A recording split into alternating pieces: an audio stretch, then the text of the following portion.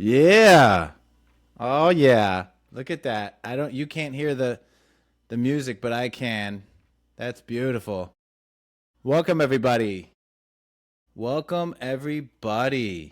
Welcome to JT Unfiltered. I am your host Jonathan Tager and I am very pleased to present. I finally have guests. I promised I would have guests and I do. I have guests and today I would like to invite or introduce, not invite, because I already invited you. I would like to introduce my good friend. You know what? I should have prepared a proper introduction, but Oh, don't worry about it. I'm gonna do it. I'm gonna do it though. All right, a la carte, a cappella. We've got my good friend Josh Swade. Not only is he a good friend, but he's also a client, and he's also a tennis buddy. And last but not least, he's also a director of documentaries, and he's pretty awesome actually. He had films at the Tribeca Film Festival. This I know because I've seen two of them there at the Tribeca Film Festival. Josh, welcome to the show. Happy to be here, man. Thank you for that great introduction. It's an honor to be your first guest. I will say you have nowhere to go now but up. I have, you know what? That's not true. That's not true. That's not true. But you are very humble, which I appreciate that about you. I think you should be less humble, actually, to be honest. First of all, I don't know where that comes from because I know I I'm kind of a people pleaser, which is I'm a people pleaser too. You are why are you a people pleaser, you think? I dude, I'd have to kind of do some Some digging. deep introspective therapy, I think, to understand the roots of it. But I just have always wanted, things to be copacetic and nice and friendly, and I genuinely like people and want them to have good experiences with me. Yeah. Like you Maybe don't like does it bother you when people like don't like you? for sure. I would be lying if I said otherwise. I would love to be one of those people that doesn't feel that way or pretends to be not that way, but I'm not. Like when like give me like an example of like when you're like, dude, this guy doesn't like me and like you're like like why doesn't this guy like me? I think a funny example is when we moved into the neighborhood, we had a neighbor and he was always walking by our house. He was kind of like the neighborhood watchdog. And every time I saw him, I'd wave to him and he never waved back to me. And I was like, what the fuck is going on why won't this guy wave back to me? Like, what, what, Like like, what you're like standing like on the front stoop like, hey, good to see you yeah, just, neighbor.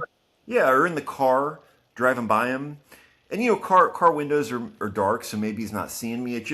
And then finally I said to another neighbor, hey, what's the deal with that guy? And he was like, don't worry about it. He's a little Like cockeyed. something's wrong with him. Yeah.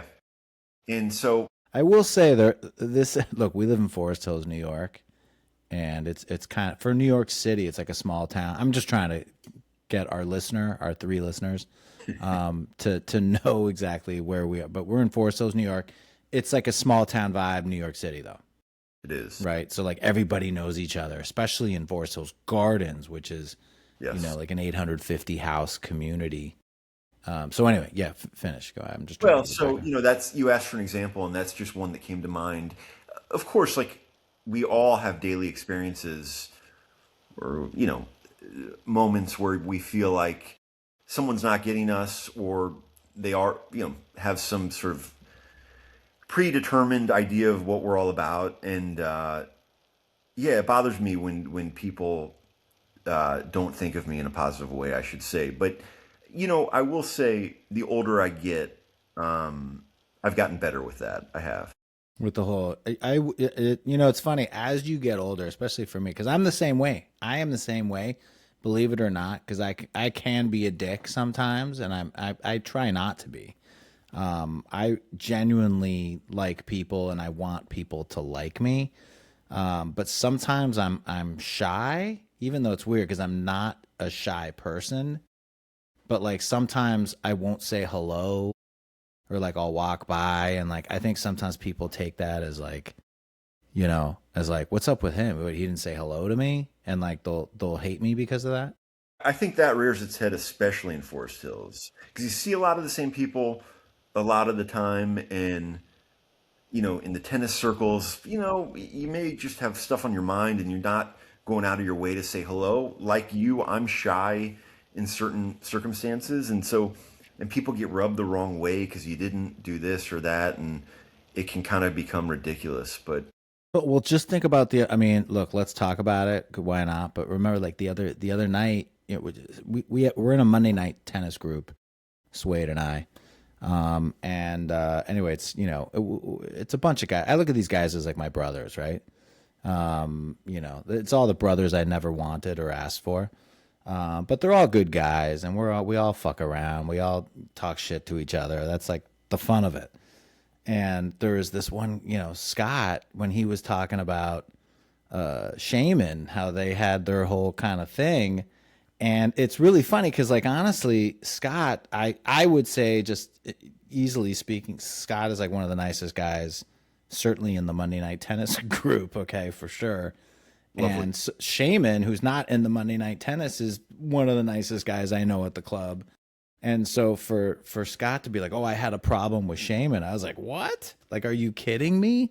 Yeah, But first of all, anyone can have a bad day, that's right. right? Anyone can have a bad day.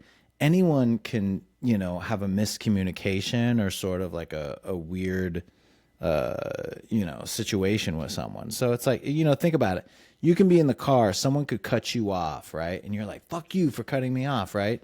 And then that person could be going to help their grandmother, who's not well. You know That's what right. I'm saying? That's right. So I don't know. I think everyone needs to give each other less shit. Yeah, that stuff. Just I don't. There's something about getting older where I mean, it sounds cliche. I hate to be like on your first guest, just like throwing out all the fucking cliche shit you hear on podcasts, but like you do sweat the small stuff less. At least I do, and you know, life is short, dude. Life is short. Life is Can I short. cuss? Am I allowed to? Are we cussing? Yeah, we could totally cuss. Okay. Fuck shit. Okay. Piss. Motherfucker. So Good. look, let's start the interview, right? I got to interview you. I'm going to Yep. interview you. All right. So I guess my first question is, tell our three listeners a little bit about your work history, right? Let's talk about, what you've done as far as documentaries.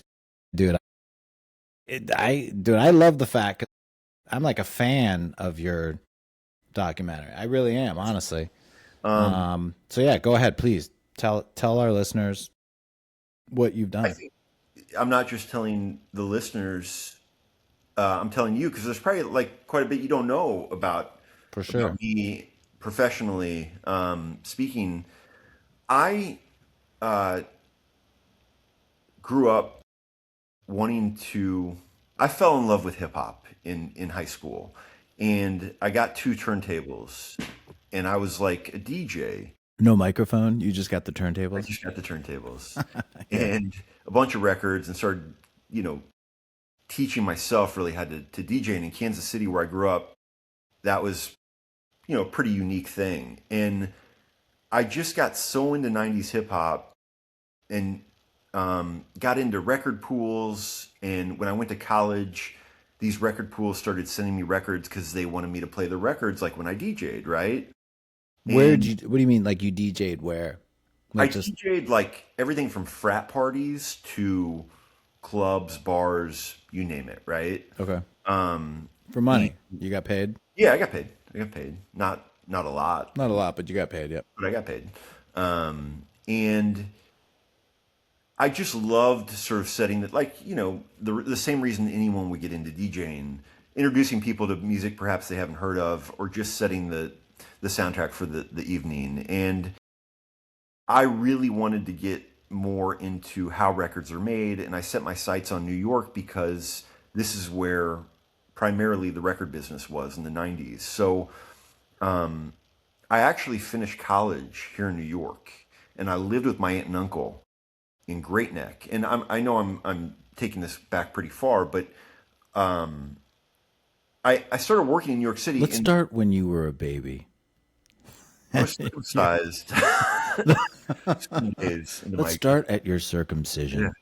Um, anyway, I worked in the music business for years, and I still am involved. That was like graduate college, working.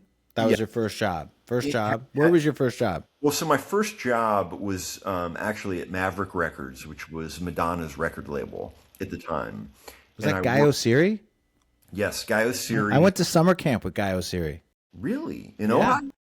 in Ohio, Camp Ramah, Ohio. With our boy Weinbach? With Weinbach. What a fucking dude! It's amazing. Yeah. Anyway. Yeah. What an esteemed crew. It That's is crazy. very interesting. He was old. Guy Osiri's older. Older. Tigger, Guy Osiri was an executive producer of the Ricky Powell documentary. I didn't know that. Oh, I didn't know that. I mean, I don't know him. I Yeah, don't know him. He was my brother's age. I don't, but yeah, I know his name. He's pretty he's- famous. yeah, yeah. Well, he went on to become, Madonna's manager and U2's manager. I mean, guy's a giant. So that was your first job, was working for him. So not not directly working for someone on the East Coast who was a talent scout. They call it A&R, and so I was an assistant. And from there, I went to work at the William Morris Agency, the famed William Morris Agency, and that's really where I was exposed to film and television, because it's a full service agency, and I was able to see not just the music side, which is more concerts, the deal making on the film and television side. While that was all happening, there were starting to become these documentary films that really piqued my interest. And there was one filmmaker in particular that got me really excited about documentaries. And I'm going to jump ahead now to met a woman who was a producer at ESPN for years. And she had left ESPN to start her own production company. And she was producing the ESPY Awards for ESPN. And this is right around the time ESPN was starting 30 for 30, which became their famous, documentary Yeah, of course. brand. And her and she knew my love of documentaries. She was exploring a film on Isaiah Thomas. The Back basketball player. when, yeah, the basketball player turned coach turned general manager. Back And in didn't he a lot of didn't he like sexually assault a woman or something? I'm not sure. Look, I'm going to talk shit about him because I'm a Laker fan and I don't like Isaiah Thomas. yeah, I don't remember the details of the case, but yes, there was some sort of situation at MSG when he was the GM there. But anyway, I got involved with this woman who sadly is no longer alive. Her name is Maura Mant. Rest in peace. She was a special person, but she really opened my eyes into sports documentaries, and it was right around the time ESPN's doing this thing. And long story short, we were able to get in the door early on and make a film for ESPN about Kansas basketball. And I'm from Kansas City, and so this particular story, even though looking back on the film, it's a little bit, there's a cringe factor for me because it's kind of ridiculous. And Well, I mean, a synopsis of the film, because I remember seeing it before we even met. You're basically you wanted to bring the rules of college basketball back to where they were written. Is that sort of. So in 1891, James Naismith, the inventor of basketball, hung up. By the way, I just got to tell my Yeah. 3 listeners that Josh Swade is like the biggest college basketball fan I've ever met. I mean, I'm a sports fan. I like sports, but like anyway, he's the biggest college basketball fan. And if you see this 30 for 30, what's the episode on 30 for 30 called? There's no place like home. There's no place like home. You'll watch it and you'll be like, oh my God, I can't believe anyone likes college basketball this much. Go ahead. Yeah. I mean, Anyway, 1891, Naismith invents basketball in Springfield, Massachusetts. In 1898, He moves from Massachusetts to the University of Kansas, where I went to college. My parents went to college. It's a big deal where I'm from. And he starts the basketball program. And I grew up as a fan of that program. Cut to 2010, I'm living in New York City on the Upper East Side, not far from Sotheby's auction house. And the New York Times writes an article about an Quick, upcoming quick auction. question. Quick Yeah. question. I'm sorry. I had to interrupt because I'll forget it. If he, so when you say he invented the game of basketball, what he like wrote a patent on it? Like he's like, oh, what a great game. Here are the rules, and like he made a patent. Like how do you invent like basketball? You know what I mean? So, you know, in recent years, an audio recording of Naismith talking about the day he introduces the game at the YMCA has come to the surface. So you can literally Google this and hear him tell you how how it came to him. But no, I don't think it was patented. He patented it then.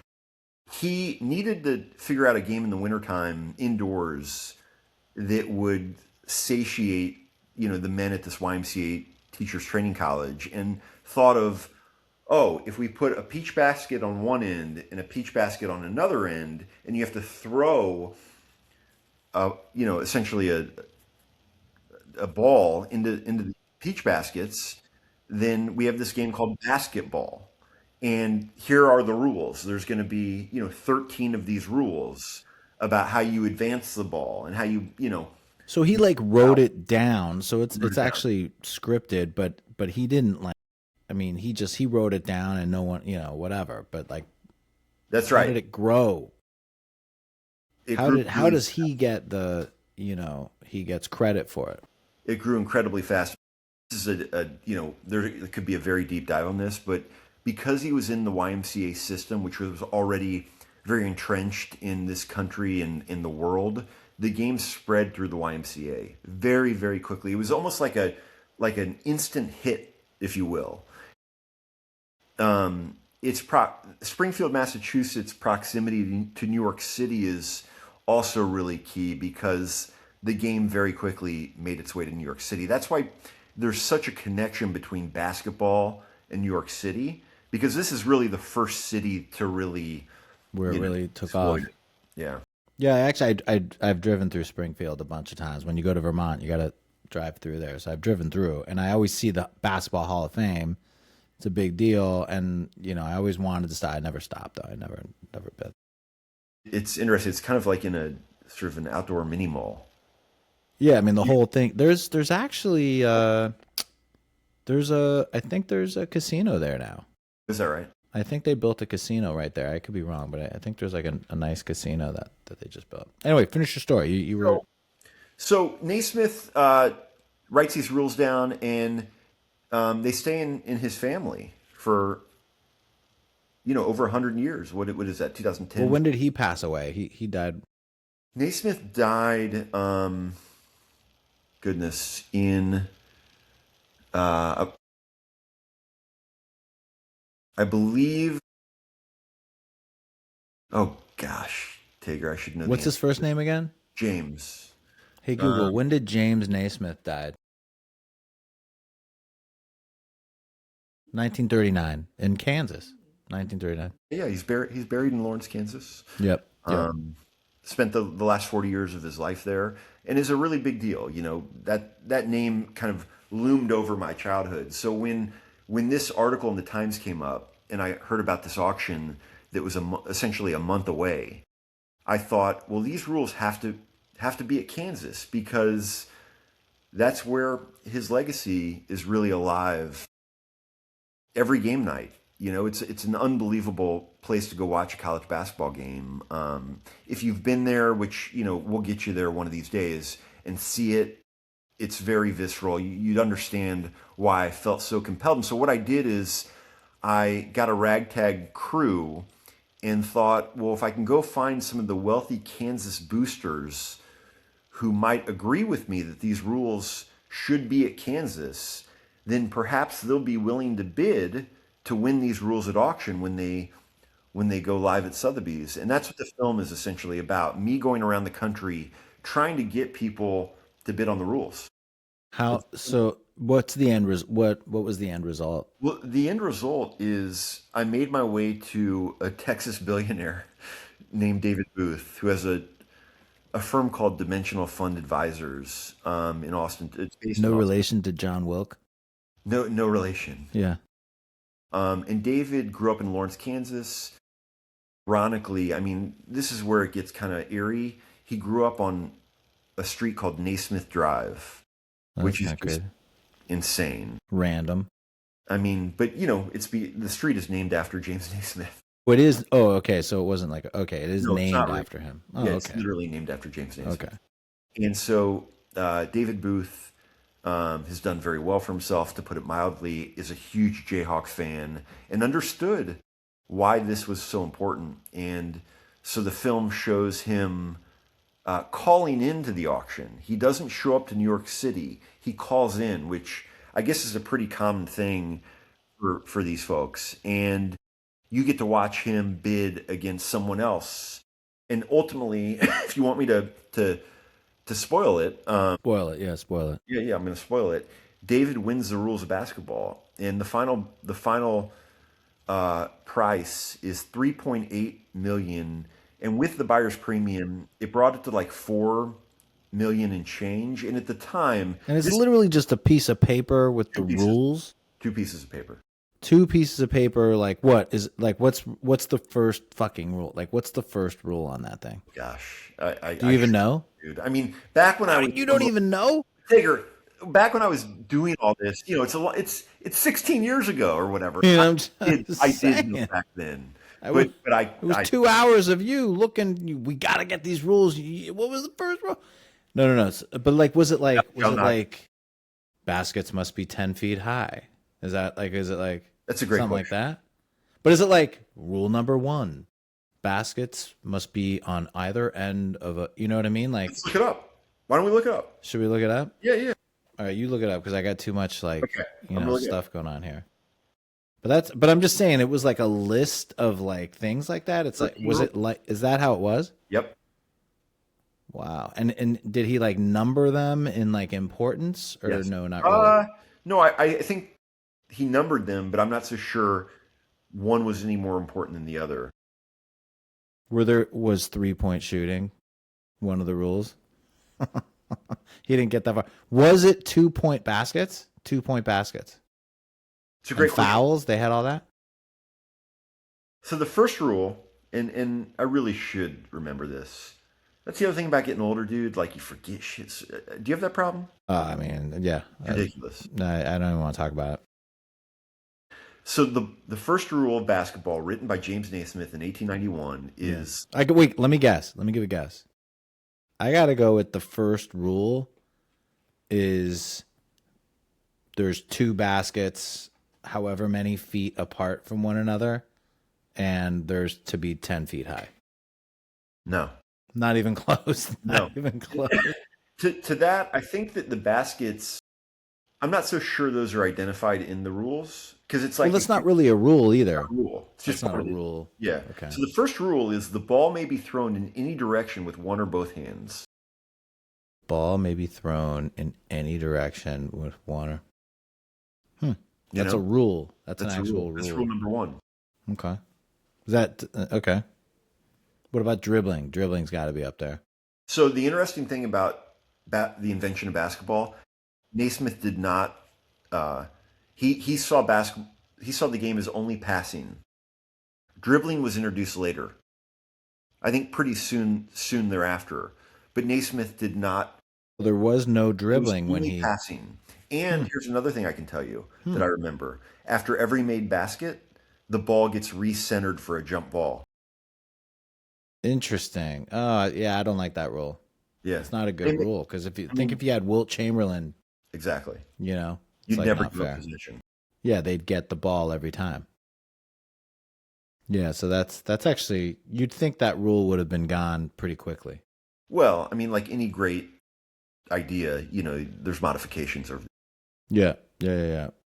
So that's cool. So where are the rules now? So the rules are in like he donated them to University Yes. of Kansas? So David Booth won them at auction and then donated them to the University of Kansas. So when you go to a game there, um, they built an extension of the basketball arena, Allen Fieldhouse, called the DeBruce Center, which was funded by another alumnus. And you walk down this really amazing hallway, and you hit a button, and they're behind a glass window. The window lights up, and you know how I referenced earlier the audio recording of Naismith talking about the day he invented basketball? That sound clip plays, and you can see the 13 rules. It's kind of like, these are like the Ten Commandments in a way, you know? That's pretty. I mean, so I mean, look, I don't want to like boost your ego here, but like you're pretty much responsible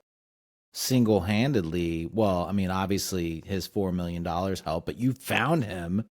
You were the one that like found him and told him about the rules and like made it happen. I think, look, I don't, it's not, Okay, let me ask. I'm going to rephrase. yeah. I'm going to rephrase. Stricken from the record. I'm going to rephrase. Without you, are the rules? You take you out of the equation. Do you think the rules would be at the University of Kansas today? Unfortunately, I don't think they would be because we had no athletic director at the time, and there was a lot of there were a lot of reasons why people were not excited about one of our boosters bidding on them at the time. And Duke, who we ended up outbidding David Rubenstein, who's another billionaire who's a Duke alumnus. I have You love that. You I love do love that. that. I can say with a lot of certainty that they would probably be under the. So they'd be with Duke. They'd be They at do Duke. do, but Why would they be at Duke? Like that's to like Rubenstein's credit, I will say this. So David Rubenstein is, a very prominent person, and when I interviewed him for the film, and he talked about his reasons for bidding on the rules, it wasn't solely because he wanted them to be on display at Duke. He did want that and thought that would be cool, but he also is someone who's bid on and won, copies of the Emancipation Proclamation and other historical documents from U.S. history. He's someone who wants to protect the great, documents that tell the story of our country. David Rubenstein we're talking about. David Rubenstein. So Yeah. his plan for the rules was to display them at Duke, sure, but then to have them travel and go here and go there and go various places so people could look at them. Well, I mean, how much can they travel? Like No, how that's often? true. You know what I mean? Yeah. But there are these tours where they send historical artifacts on the road. I mean, there probably is a way. I See, this is where I love you, right? See, I know you long enough now. This is where you sell yourself short. No, this shit would not have happened if not for you. End of story. End of story. That's it. That's it. We're gonna transition now because actually I didn't tell you I have a hard stop at in 5-6 minutes. Okay. Right? Okay. Because I have my therapist. I have to talk to my therapist. We actually have a new time. She's like, fuck, when they change times on you, it's like, oh, it's like Is it a guy or girl? it's a girl. Bring her Girl. in, man. Just get her in with us. Should I bring her in? that would be a great That's a good format. podcast. That's An a good amazing pod. Actually, that's a great idea for a podcast. Someone talking to their therapist, in therapy. like live therapy, but it's not like I don't want like a therapy. Oh, call in with your questions. No, I want like this is me talking to you about how fucked up I am and fix we all me. get to watch. I need you to fix me. Yeah. No, but this is a show. Here. I have a transition noise. Let's play it. Here we go. Play it. Transition. Oh, what the? It's not working. That's a shame. I have a transition noise. It's not working. Anyway, so I'm transitioning into real estate because this is a show. It's a show about everything. It's called JT Unfiltered. So I want to talk about everything. You should have stopped after I'm transitioning. I am transitioning. I look, not that there's anything wrong with that. Nothing wrong with that. No, so let's talk a little bit about real estate because I do know, obviously I've worked with you a little bit in the past, but you and your wife, your lovely wife, you guys, have some properties and you guys have have been fixing them up. And so, why don't you tell me a little bit about that, please? Sure. So, yeah, like my better half, she's very talented designer, uh, uh, clothing designer, but also interiors and homes, as it turns out. And um, Yes, the yeah, we Swade's fully gutted, in Forest Hills Gardens, again, for if there's ever any listener not in Forest Hills. But, they're these old houses, over 100 years old now. Your house is over 100 years old, yeah, right? so It's probably right around I 100 think years it's old. right there. But they fully gutted this house, and it's beautiful. Like, it's the old mixed with the new, very, very cool. But go ahead, I'll let you. Yeah, so she has a real passion for it and a talent for it, and we were smart early in our lives living in New York to buy something that we added value to and just kind of kept it moving in a way that, oh, okay, let's take the money we made here and put it into this. All right, let's take that and put it into this, and um, Well, it's very unusual too what you guys did in Manhattan, right? When you took two apartments yes, that are on top of one another. So, people from out of New York City will be like, "What? What do you mean? Like, no one, you don't do this anywhere else."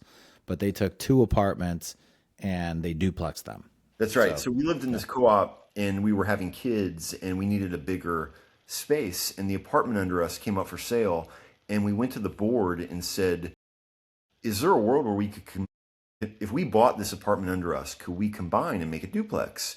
And they kind of like were baffled by the suggestion. No one in our building had ever joined vertically. People had joined side to side, but no one had ever done it vertically.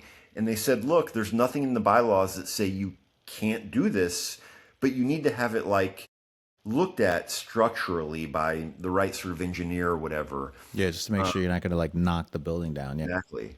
And so we ended up doing it and it set off a trend. Like it's Have happening. other people in the building done it? They have. They have. Cool. So yeah, that I was a mean, great. really nice job. I mean, I will say, that apartment just flows. Yeah, thanks, It man. Yeah, flows. Yeah. yeah. And it's upside down. I love the upside down. Well, the But I beauty mean, of upside down. Yeah. Why don't you explain to our? well, an upside down house, but it doesn't matter in New York City because there's an elevator, right? So you just get off on a different floor. But there are houses out there where you walk in to the bedrooms. I actually, years ago on Nantucket, we rented a house. My parents used to have a furniture store on Nantucket. And we we rented this house, you walked in, and all the bedrooms were on the first floor. And then you go upstairs, and the kitchen and the living room were upstairs. So that's upside down because typically you should have on the first floor your kitchen and your living room, and then upstairs is where all.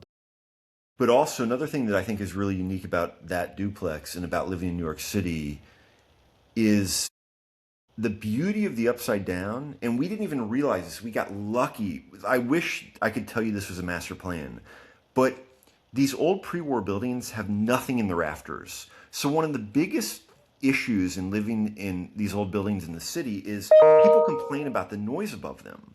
And there's all these rules like so much of the floor has to be carpeted, Yeah, right? yeah. But I mean, you're supposed to. Nobody follows that rule, but no I one think follows it. But it causes 90% of your floor is supposed to be with rugs. right. But the beauty of that duplex taker is when we go to bed at night, there's no one above us like keeping us up, Exactly. You're not hearing footsteps and all that stuff. That's right? actually, it's a very good point. Isn't Yeah, that a yeah. great point? But I mean, that building, I don't know if that building's built very solid. I mean, that's, Dude, I'm telling you, when we yeah. open the rafters, nothing. It's just cavernous. Which one was your initial apartment? The top one or the bottom one? Five. The top one. The top one. Okay. So you wouldn't, well, yeah. How was it? No, you wouldn't, is there a floor above you? I don't even Yeah, remember. there's one floor. And did you hear your neighbors walking around All before? the time. Oh, you did. Okay. Constantly. Okay. Yeah. Yeah. Among other things. Yeah. Among other things, that New York City living. Yeah. I love it. Yeah. Dude, I mean, I got to tell you, I think that was a compelling interview. It was really good. I feel like we could have talked a lot more. I mean, we could keep going. Dude, I'll have you back. I mean, this Yeah, is yeah. like a very, this is like Great. a very easy podcast. I mean, we just do it. Look, and if my 3 viewers request for you to come back, Right. we'll bring you back sooner. I If mean, 2 of the 3, 2 of the 3. It's majority rules. We're a democracy. right. Well, maybe the alternate slate. We'll have an alternate slate. Anyway, dude, thank you for coming. I really appreciate it. Yeah. That was awesome. I love the whole rules of basketball. I mean, that's crazy. That's crazy. I wish I remembered more of the details, but that's okay. I mean, I don't know. I think you got the most important details, and the bottom line is you got the rules of basketball to where you wanted them to be. You know what I'm saying? That's an accomplishment. I appreciate that. That's another thing. That's as I go into therapy, dude. It's very important to like give yourself credit for the shit that you do. It's okay to be like, you know what? Fuck yeah, I did do that, dude. I was the one. Maybe it wasn't your $4 million, right? But you did the hard work. You went out and you found the guy with $4 million to outbid the guy from Duke. I know. That's even better. You should talk shit to Jerry all day long and just tell him like, dude, where are the rules of basketball? Like when Duke beats Kansas, you should just look at him. Yeah. They did last year, didn't they? They did this year. This year too. Okay, whatever. That's fine. You should just tell him, hey, where are the rules of basketball, bitch? Tigger, I just want to correct something. Last year we beat Duke. This year they beat us. Ah, okay. I haven't watched a college basketball game in a long time. But although the next college basketball game I watch, I want it to be in Kansas. There you go, buddy. With you. We're doing That'll be an experience. Yeah, we're doing it. I can't wait. Yeah. Let me see. I'm trying to get this shit to play, but it won't play. I'm trying to get my... There we go. Can you hear the clapping? Dude, thanks for coming on the show. Yep. I appreciate it. You got it. I'll see you tomorrow. We're playing some tennis tomorrow. Yeah, sounds good, man. I love it. Right. I love it. Okay. All right, brother. All right. Everyone, this is Jonathan Tager signing out from another episode of JT Unfiltered. Swade, my man. Thanks for coming, buddy. All right. I'll see you tomorrow. All right, guys. Bye-bye.